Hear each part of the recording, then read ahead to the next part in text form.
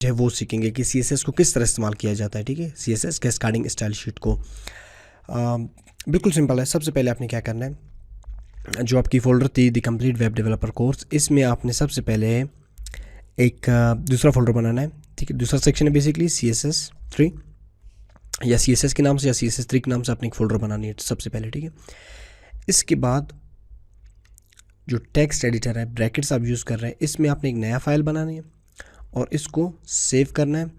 किस नाम से? डेस्कटॉप पे CSS में आके कोई भी नाम दे दें। मैं सपोज देता हूँ वेब पेज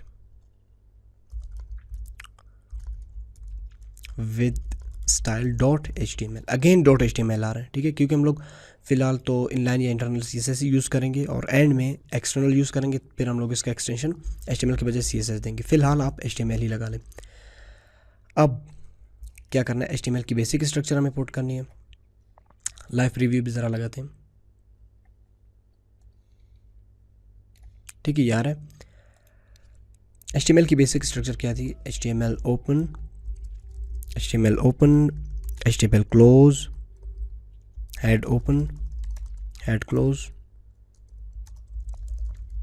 टाइटल ओपन और टाइटल क्लोज, CSS। ठीक है, टाइटल बिल्कुल काम कर रहा है, ये आप देख लें। CSS बॉडी ओपन और बॉडी क्लोज। ठीक है, स्ट्रक्चर हो गए। अब देखें, कुछ टेस्ट करते हैं। बिल्कुल काम कर रहा है, परफेक्ट।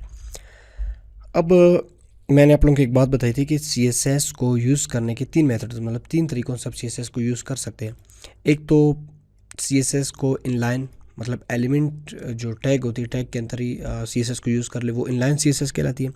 एक हेड सेक्शन में अगर आप CSS की जो कोडिंग होती है उसको यूज़ करते हैं, वो फिर इंटरनल CSS कहलाती है। अगर आप इसी CSS को, यानी ये जो लैंग्वेज होती है CSS की कोडिंग, इसको अगर एक एक्सटर्नल फाइल में कर ले तो ये बेसिकली सिंपल नाम से ही ज़ाहिर है एक्सटर्नल, तो वो एक्सटर्नल CSS कहलाएगी।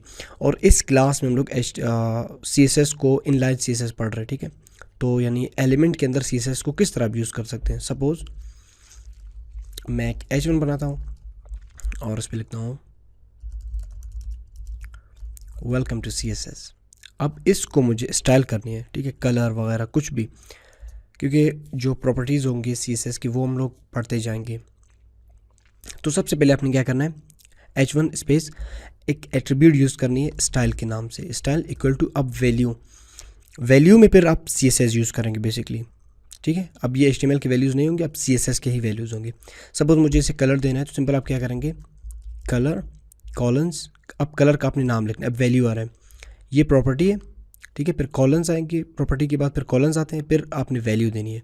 अब नाम से ज़्यादा देख कलर है तो फिर आपने कलर कोड या कलर का नाम देना है। सपोज़ ब्लू में यूज़ करता हूँ, ब्लू, और फिर एंड में सेमी कॉलन। सेव और रिफ़्रेश। अब देखें बिल्कुल सही, ब्लू कलर इस पर काम कर रहे हैं। इसी तरह आप फ़ॉन्ट साइज़ भी ज़्यादा कर सकते हैं। फ़ॉन्ट डैश साइज़ अगर मैं 100% कर लूँ, सेमी कॉलन, सेव, तो क्या मसला क्या आ रहा है कि साइज़ में छोटा आ रहा है। बेसिकली ये जो हेडिंग होती है इसकी वेट, ठीक है, फ़ॉन्ट साइज़ परसेंटेज में भी आप यूज़ कर सकते हैं। ठीक है, यूनिट्स मुख्तलिफ होते हैं। सपोज़ 40%, ठीक है, परसेंटेज में भी यूज़ कर सकते हैं। PX में भी यूज़ कर सकते हैं, सपोज़ 100 PX। ठीक है, और EM में भी यूज़ कर सकते हैं। ये बेसिकली यूनिट्स रहते हैं साइज़ के। ठीक है, तो ज़्यादातर तो हम लोग पिक्सल्स यूज़ करते हैं यहाँ पे साइज़ में। ठीक है, ये बेसिकली इनलाइन CSS होती है। इसी तरह अगर आप ख़ुद भी ट्राई कर लें एक पैराग्राफ को या किसी और एलिमेंट को कलर करने के लिए या CSS इफेक्ट अप्लाई करने के लिए,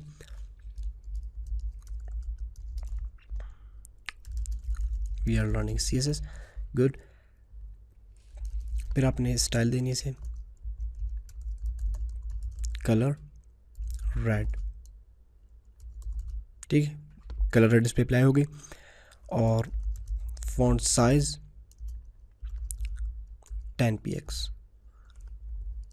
19 px, ठीक है, या 20 px।